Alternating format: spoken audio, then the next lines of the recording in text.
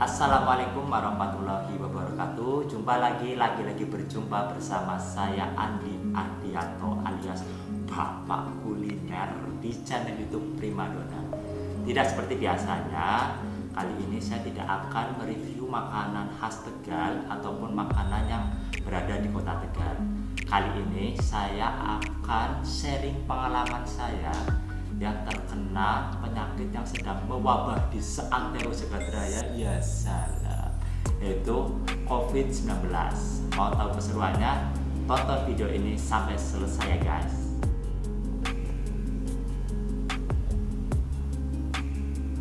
Kalaupun harus meruntut bagaimana saya terpapar COVID-19 agak sulit kan teman-teman, karena kan virus ini kasat mata dan memang sulit untuk dicari. Bagaimana saya terpapar? Mungkin ada 3 faktor. Yang pertama, saya bekerja di RSUD Kota Tegal. Jadi memang teman-teman tahu di semua rumah sakit hampir semuanya itu banyak pasien COVID. Jadi itu merupakan salah satu faktor di mana mungkin saya terpapar. Kemudian yang kedua, saya juga berprofesi sebagai dosen. Jadi mau tidak mau saya harus bertatap muka dengan mahasiswa saya yang kita tidak tahu bagaimana kesehatan mereka, apakah mereka terpapar atau tidak, kita tidak bisa mengerti. Dan kemudian yang ketiga, interaksi sosial. Jadi tidak bisa dipungkiri, kita semua pasti berinteraksi sosial dengan masyarakat. Misalnya kita mau beli sesuatu, kita harus ke warung ataupun ke minimarket, ataupun misalnya kita harus beli makan, tentu saja kita akan berinteraksi dengan mereka. Gejala awal yang saya alami, jadi 1 minggu sebelum saya dibawa ke rumah sakit itu mengalami demam, dan demam itu kurang lebih 39 derajat. Jadi pas saat demam pertama, di hari pertama itu saya langsung minum obat penurun panas. Jadi waktu itu langsung demamnya hilang dan saya tetap bisa beraktivitas. Namun setelah 2 hari berikutnya demam itu muncul lagi, dan kemudian saya minumin lagi obat penurun panas, turun, tapi sekitar 4 jam kemudian itu panas naik lagi. Jadi naik turun dan itu memang tidak pandang hari ya. Jadi bisa pagi, siang ataupun malam. Dan saya memutuskan untuk tidak berangkat bekerja, dan itu terjadi selama 3 hari.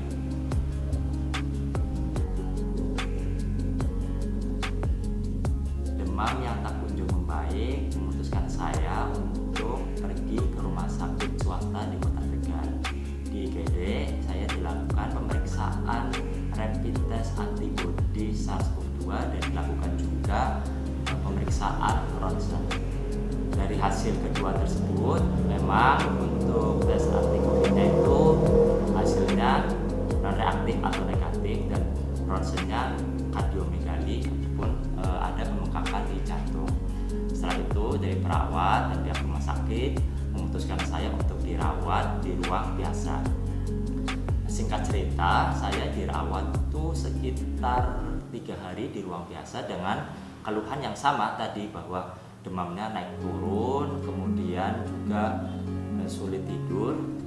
Dan pada hari ketiga itu saya dilakukan ronsen lagi, dan ternyata ada hasil corekannya itu bronkopneumonia. Dan saya curiga karena setiap saya ke kamar mandi dengan jarak yang cukup dekat, sekitar 5 meter kalau nggak salah. Jadi itu saya merasa capek, atau istilah Tegalnya apa ya, ngos-ngosan gitu. Nah, kok rasanya berat sekali. Akhirnya saya konsultasikan ke perawat, kemudian perawat konsultasikan ke dokter, dan ya sudah, saya diputuskan untuk dirawat di ruang isolasi. Setibanya di ruang isolasi, wajar bagi saya merasa takut ya, karena memang ini pengalaman baru buat saya, dimana juga perawatnya kan pakai hazmat. Kemudian banyak teman-teman kita yang sebelumnya sudah terpapar COVID-19 itu ada yang batuk hebat, kemudian ada yang berjerit. Itu membuat saya, waduh, kok ruangnya seperti ini. Cuma memang pelayanannya tetap bagus. Dan setelah itu saya masuk ke ruang yang sudah disediakan, memang di ruang reaktif, dan kemudian saya dipasang apa ya istilahnya yang di dada itu untuk rekaman jantung serta untuk mengukur saturasi. Jadi ada semacam jepitan apa ya jepitan baju itu disepit di jempol, nanti di monitor itu muncul semuanya. Dan memang itu ya jujur saja suara monitor itu sangat yang membuat saya terganggu ya, karena nit ini saya sakitnya sudah gimana, sudah berat atau sedang saya nggak tahu ya, dan memang itu sangat membuat saya gelisah gitu. Nah setelah itu saya juga dipasang oksigen karena saya masih merasa sesak walaupun sedikit ya, itu sekitar tekanannya itu 20% atau 20 liter, nanti bisa dicek ya di Google atau searching, barangkali saya salah ucap. Dan itu memang membuat saya nafasnya agak susah dan merasa sakit. Malam pertama di isolasi itu adalah malam yang terberat bagi saya. Jadi waktu itu kalau tidak salah ya, saturasi oksigen saya itu di bawah 90, ya masih di atas 80 tapi di bawah 90. Jadi itu saya merasa susah dan untuk nafas saja itu sakit. Jadi malam pertama itu saya mengalami depresi, dan memang itu saya apa ya istilahnya itu meronta-ronta gitu. Ini gimana pokoknya pikirannya itu macam-macam. Kemudian sampai saya tidak sadar saya mencabut satu-satu yang ada di dada ini. Dan untung memang infusnya itu, jarum suntiknya itu tidak tercabut, jadi masih dalam kutip ya masih aman. Dan kemudian memang waktu itu ada perawat yang melihat dan segera menangani saya untuk memberikan semangat dan memotivasi supaya tetap tenang serta memasang kembali yang ada di dada. Kemudian 5 hari itu saya benar-benar nggak bisa tidur teman-teman.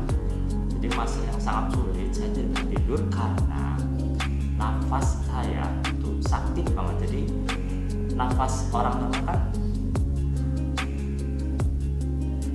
gitu ya, tapi saya kalau dengan nafas seperti itu, jadi seperti ada yang nusuk pakai jarum. Jadi saya nafasnya bisanya pendek-pendek, jadi seperti ini. Nah, cuma seperti itu aja. Bayangkan teman-teman, kalau nafas saja seperti itu, kalau mau tidur kan nggak bisa. Kita kan tidur ya di luar kendali. Jadi kalau misalnya mau tidur itu mungkin nafasnya gini. Nah, nggak mungkin kan kalau kita tidur terus dengan nafas pendek-pendek. Jadi itu membuat saya tidak bisa tidur dan memang sangat berat sekali. Waktu saya sulit tidur itu, akhirnya saya memutuskan untuk konsultasi ke dokter untuk meminta obat tidur teman-teman. Jadi ya gimana ya, nggak bisa tidur, nanti fisiknya ngedrop, nggak sembuh-sembuh. Akhirnya saya memutuskan untuk konsultasi, dan memang dokter memberikan saya obat tidur untuk diminum di malam hari seperti itu. Dan memang obat yang saya minum atau yang saya konsumsi setiap hari 1x3 itu, 1 kali minum itu berkisar antara 10 sampai 14 butir. Bayangkan teman-teman harus minum dengan jumlah yang banyak seperti itu, dengan nafsu makan itu masih sulit ya. Jadi ya seadanya mau makan ini, yang penting ada yang masuk lah ya, bubur atau makan jajan, yang penting tetap saya motivasi sendiri untuk tetap bisa minum dan makan. Setelah hari ketiga atau hari keempat di ruang isolasi, memang saturasi oksigen saya tak kunjung membaik ya, masih di angka 90 kalau nggak salah. Jadi masih terasa sesak.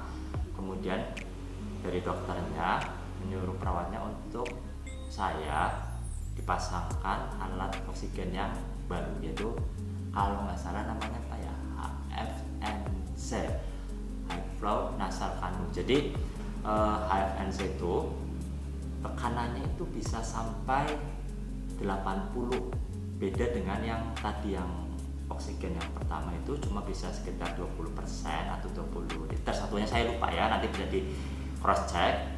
Nah, HFNC itu bisa sampai 80%, jadi sangat membantu.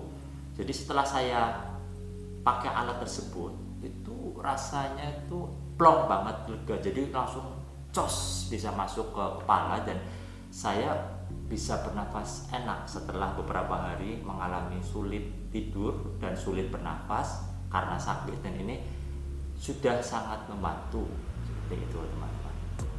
Setelah menggunakan alat HNC tersebut, saturasi saya kemudian membaik jadi sekitar 94 atas lah, ya naik 195, jadi di angka itu, dan saya sudah bisa merasa nafasnya itu plong, walaupun masih ada sakit sedikit ya, tapi sudah sangat lebih membaik timbang yang sebelumnya, dan saya masih bisa istirahat akhirnya, walaupun ya saya istirahatnya cuman sekitar 2-3 jam sehari teman-teman.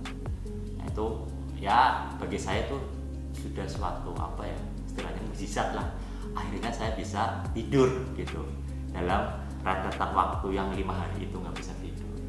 Dan memang dengan alat tersebut saya merasa nyaman ya, jadi memang sudah bisa beraktivitas. Kan kata dokter harus sering ini mas, apa namanya, nih hadap kiri, hadap kanan gitu. Jangan tiduran terus. Memang saya tuh benar-benar bed rest teman-teman, dari awal masuk itu cuma berbaring dan nggak pernah digerakkan, jadi kaku semua ya. Dan maaf ya, saya harus misalnya menggunakan pampers dan itu buang air kecil, buang air besar ya, cuman di situ di tempat itu nanti ada perawat yang membantu, dan memang perawatnya tuh jos, jadi sangat sabar, kemudian sangat mengerti, dan kalaupun misalnya kita butuh bantuan, kita tinggal mencet tombol yang di sini di atas kepala kita, nanti perawatnya cepat sekali menanggapi kita. Jadi hari-hari itu memang hari-hari yang sangat berat, dan teman-teman perlu ketahui saya dirawat itu di rumah sakit sekitar 20 hari teman-teman. Coba bayangkan, cuma berbaring di tempat tidur, gak ngapa-ngapain, cuma bisa bergerak aktivitas sedikit ya, itu adalah pengalaman yang sangat berharga teman-teman.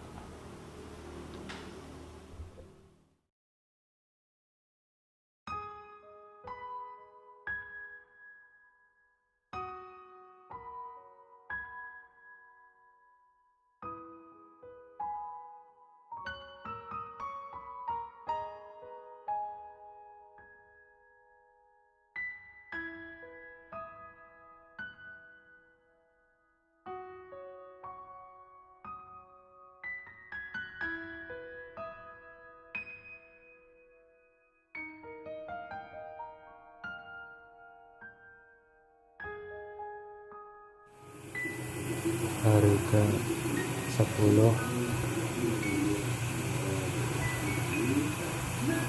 di RSI.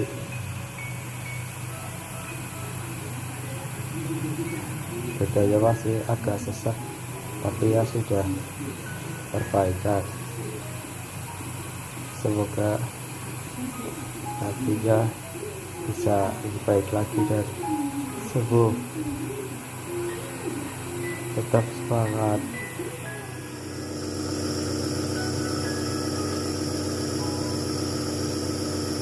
Oh.